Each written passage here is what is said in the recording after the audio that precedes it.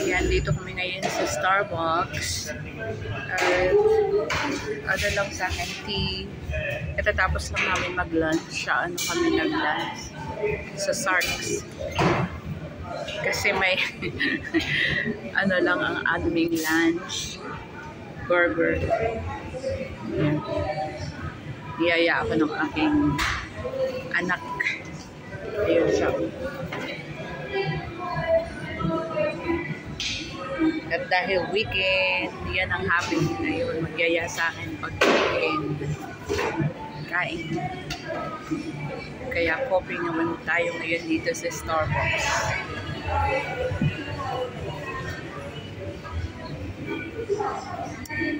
Yan, kamusta ang weekend ninyo, mga lama? Ingat kayo lagi. God bless everyone. Bye-bye.